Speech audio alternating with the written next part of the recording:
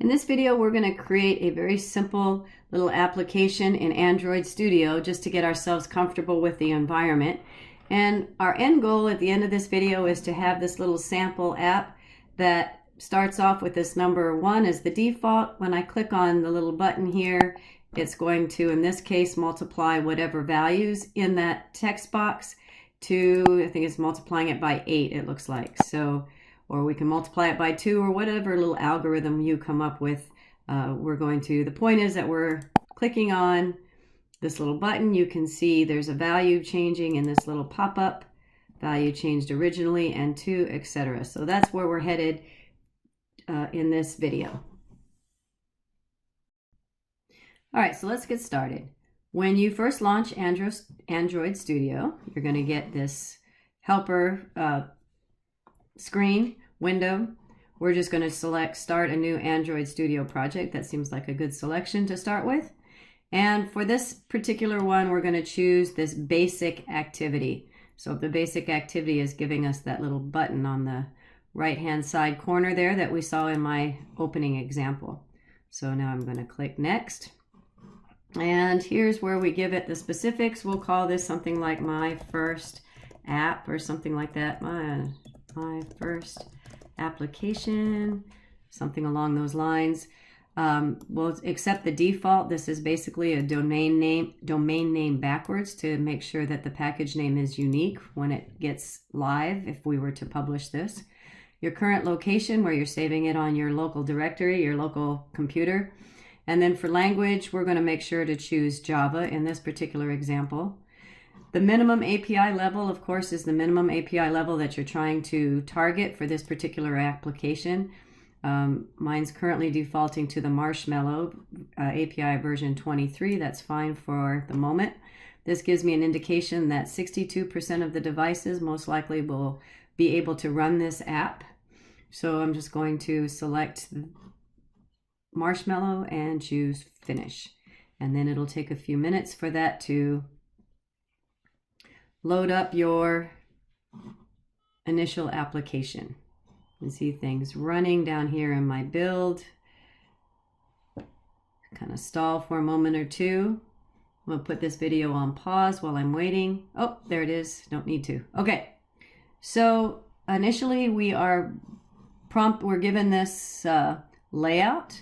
This is the content main layout. Notice that first off, I'm going to share that it might have, well, let me start here. I don't know, your version might start off with the blueprint side by side. And if that's the case, for now, we're going to not view the blueprint. We'll look at that later. I'm going to click on this little icon up here with the blue, looks like layered pieces of paper. I'm going to choose design, so I just have the design view. Notice down here in this pane at the bottom, I can toggle between text and design. So all of our layouts are going to have an XML file associated with them. So we can edit either in the design view or in the XML file, but I'm going to stay in the design view for now. Okay. On the left-hand side here is our project hierarchy. We're currently in our res folder, which stands for resources. We're in the layout folder, and in our layout folder, we have 2 XML files, in other words, 2 layout files. And I'll just kind of demonstrate what that's doing in the short run. If I click on, I'm currently on content main, and on content main, I have access to this Hello World text view, as it's called, which was put up automatically for me. I can click on it, and in doing so I have lots of attributes that I can adjust here on the right hand side. I'll get back to that in a minute. Notice that I cannot click on the little envelope down here, what they call a floating action button. I don't have access to that, and the reason for that is if I click on activity main, now you'll see the activity main XML file is brought up on my tabs. I'm now in that particular layout, and I can toggle again between the text and the design view to see that it's actually a different layout. I can click on that button and now I have access to its attributes. Notice that the activity main is including my content main, so you can kind of see this is the master, so to speak, in this particular layout, and it's including another XML on top of it, so we'll acknowledge that that's happening in the short run. You can click on in the component tree here. If you can't get to a particular element, you can use this component tree to click on it. Now I'm clicking on the toolbar. Now I'm clicking on this layout. Now I'm clicking on the button.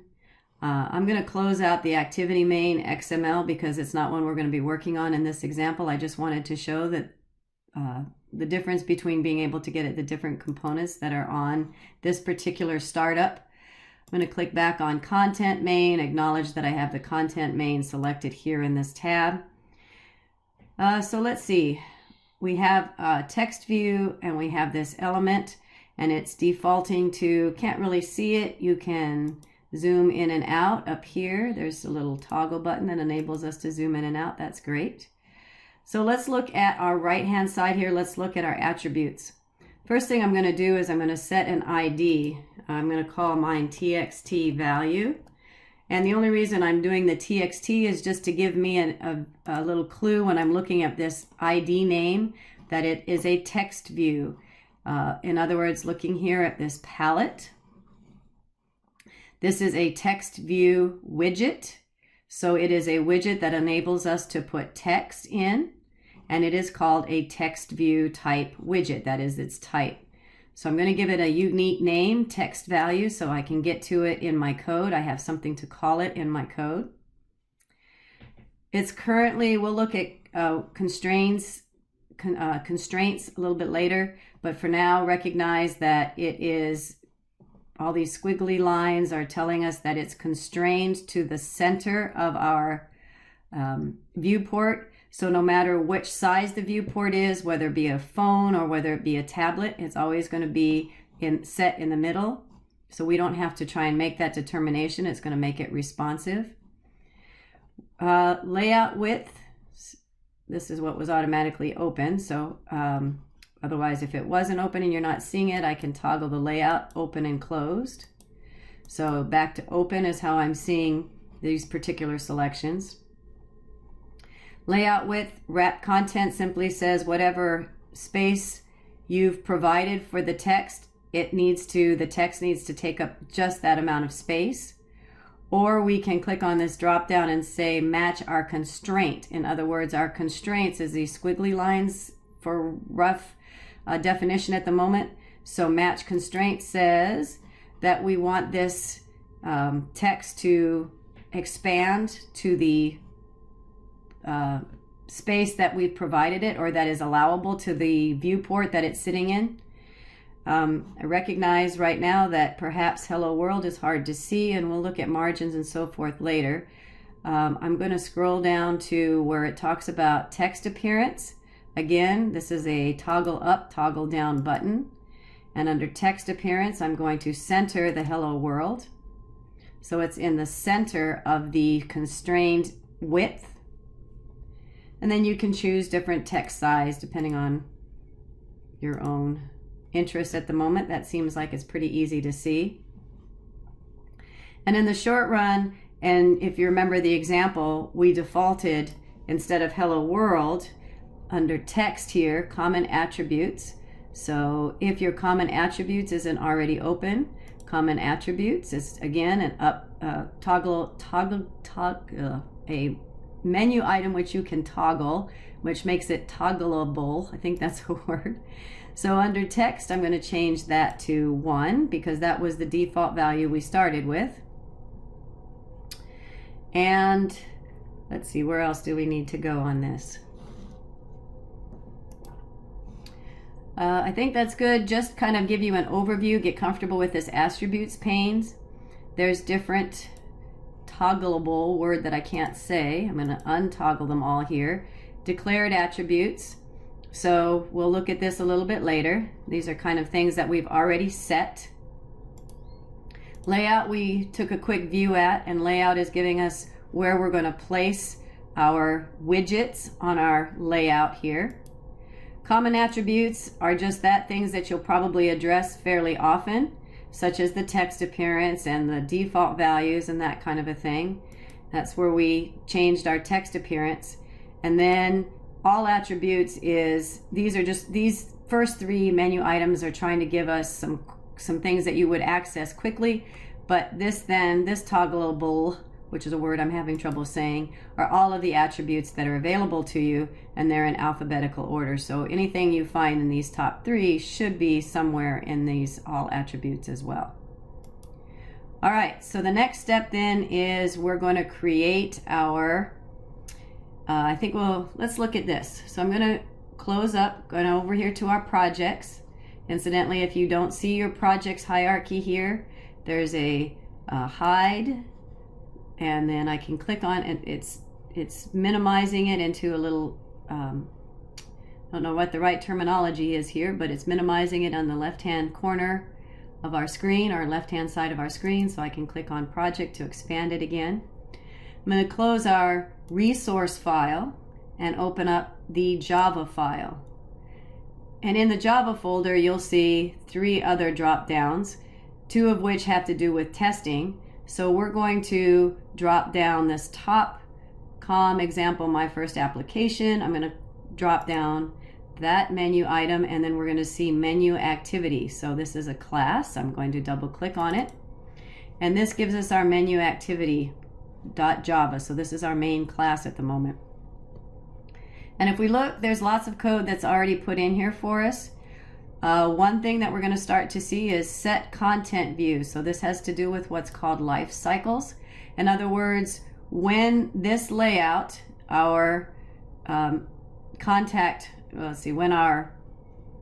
when our application gets started, so on create, set content view is how we're going to say what view is going to be displayed. R is a class that stands for resources. So in our resources folder, we're going to use a layout, and that layout is called activity main. So when this application is created, set the content view to activity main, so make that be the first activity that's or layout that's displayed to us. There's the toolbar. We'll acknowledge that in another video. For now, what I want to get to you is, I'm going to look down here a little bit, and we're noticing that it has a hook to the floating action button. That's that little icon that had the envelope on it. And so there's this method called find view by ID, which we're going to use in a moment. Resource, so look for the ID name of FAB, and we're going to assign that to or what's already done for us, it was assigned to a variable name of FAB. So FAB set on click listener, so this is a click event. So this is a click listener that's saying when that button is clicked, then do some things. And we're going to do some things once I'm doing a lot of clicking and things are jumping around, and my apologies. All right, so what we want to do when that button is clicked is we wanted to increase that 1 by maybe by 2 or 8 or whatever. And so that's what we need to create that algorithm or that class that we can call on to make that click. In other words, let me show you what I'm trying to get to. All right, so what I'm going to do is I'm going to come back over here to my project hierarchy, and I'm going to right click on com.example, my first application .com is over here. So we're going to choose new, and I'm going to choose new Java class. Okay, so just to do that again, just to make sure, click on com.example, my first application, right click, new, and Java class. Okay. And I'm going to give this class a name of my worker. I'm going to accept all of the other defaults for now, and I'm going to choose OK. So now I've created a class, and in this class I'm going to create a method that's going to hold our algorithm that'll enable us to send the value that's in the text box, multiply it, and return the new value. In other words, I'm going to do a public static int. I'm going to call it double it. It's going to receive an int, which is the text value. And it's going to return text value. I'll do it multiply it by 2. Okay? So just to reiterate, the reason why I'm using static is so that way I don't have to create a new instance of a myWorker class. I can simply use myWorker dot double it to get to this method, which then is going to receive a integer. It's going to double that integer and return it, which needs to be an integer. So I'm returning an integer. So that's what this class is doing. All right, so now let's go back to our main activity. And the idea was when somebody clicked on that little icon, we need to double the value in the, let me just look back in here so we can see it. So the idea was when the user clicks on, let me zoom out here. When the user clicks on this little icon, which is our FAB, then this value is going to double. So our code needs to get the value that's currently in here, run our worker class that we just created, multiply it by 2 is what we ended up doing, and put that new value into this text view, which we, just not reiterating, we called text value. That was our ID. All right, so that's where we're headed. So in main activity then, we need to, first of all, get a hold of that text view, that text box that currently has the 1 in it. And so to do that, I'm just going to do a couple of spaces there. So that data type is a text view, okay? And I'm just going to call it text value. So that's the name of my variable. And in order to grab a hold of that, first we need to get a hold of or grab that element or that object. And so to do that, we use this method called find view by ID, and it's already trying to help me out there. And we'll put in R. The way we get to it is R. That's a class that stands for resource. Okay, R dot, and then we're trying to get to the ID. So resource ID, and then the name of that text value that we gave. Remember in the ID, we gave it text value. So when we created that text view, or it was created for us, we renamed the ID to text value. So that's what we're going to put in here. All right, so first of all, I've got a couple of issues here. I've got a squirrely red line because I'm missing my semicolon, but also notice that I was getting this blue pop-up that says it doesn't know yet what are you referring to, use Alt-Enter. And then I use Alt-Enter. If you look at your imports, you'll see that there was a package already automatically imported for us, which enabled us to use the class text view and any methods and things that are associated with that text view class. So it imported it automatically for us, and we've got rid of our nasty warnings. Notice now that we have text value is underscore, got this squiggly underline, and then it's gray, and that simply means that we haven't used that variable yet. So it's letting us know that you've got this variable created, but you haven't done anything with it, and we certainly will. All right, so now we need to get the value from the text view, or our variable name text value. So we're going to use a method called getValue. So a method of text view is, so I'm going to use text view, and one of its methods is getText. So that helps us get whatever is inside that text view. Currently our default is 1. And notice, I don't know if I can, yeah, there it is, that it comes through as a character sequence. So what we need to do, we're going to use text view. So I'm just going to hit enter at this point, which will automatically fill in the rest of that for me. But I need to convert the character sequence to a string. So I'm going to start here. So now I need to create that variable string. I'm going to do string value. I'll explain it when I'm done, equals. Okay. So now what I've done is I've taken whatever is in that text box, I've converted it to a string, and I've put it into this variable, which is a string data type called string value.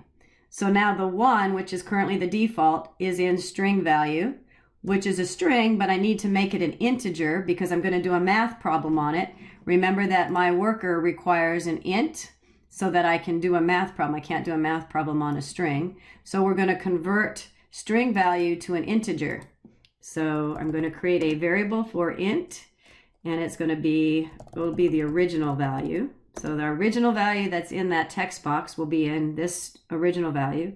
Then I'm going to take whatever string value, and the way to convert strings to integers in Java, we're going to use the integer class and something called parse int. And you can see here a little drop down for me, parse int, and it needs to receive a string, a data type string. So I'm going to hit enter, and I'm going to put in the string I got in the line before, which was string value.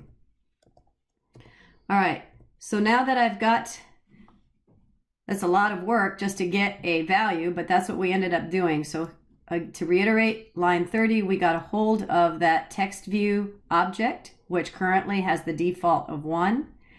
Because it was a character string, we converted it to a string. Because I needed an integer, we converted that value to an integer. And now this variable original value holds the integer version of that which was in that text view. All right, so now we we need to run our worker class. We need to send original value into our double it method so that we can get the doubled version. And so I'm going to come after here, and we're going to say, I'm going to int new value. So we're going to put into new value the calculated returned value. So I'm going to call my worker class, and I'm going to use the double it, which is showing up here, the double it method that we created, which is expecting to receive an integer. Just looking at my little helper drop downs here. I can click on it or hit enter. And then I'm going to put in the original value that we calculated in the line above, which is now an integer, so that's all valid. So in the first occurrence, the 1 is going to be multiplied by 2. That's what our worker class is doing for us, our double it method, and it's going to put it into new value. So now the last part of this is we have to go back into text value and change. Here we got the text, now we have to set the text to the new value. So we're going to use again that variable to that object that we found. Text value dot, this time we're going to use set I have to spell it correctly. So text value dot set text. We're going to take new value, but we need to convert it back to a string. So we're going to use integer to string. So we're converting that integer that we have in the line above, line 34. We're going to send new value. All right, so that should now update our text box to the new computed value. All right, before we actually get to see that happening, we're going to look at this little snack bar snippet of code. And there's already some text in it that says replace with your own action. So what I'm going to do is I'm going to say replace that, and I'm just going to say original spelling value is, and I'm going to concatenate, I'm going to concatenate with the plus sign my original value. Original value is, and then new value is, and then concatenate our computed value, new value. All right, so now I'm going to save, just verify that I've saved it all. I'm going to go into View File and Save All, or Control S. And the next step now is to run it in an emulator. All right, so if you have your own Android phone and you have it plugged into the USB port on your computer, then your phone should show up as an emulator option. It'll send this app directly to your phone. I don't currently have a Android phone, so what I can do is, you can click on the drop down, which may be showing no devices if you've never done this before, or ones that you've already set up for. And here's what I mean by that. So just kind of walk with me here. Open your AVD manager. There's also an icon right here that will do the same thing. So whichever is easier for you to get to. So I'm going to open the AVD manager, which stands for Android Virtual Device Manager.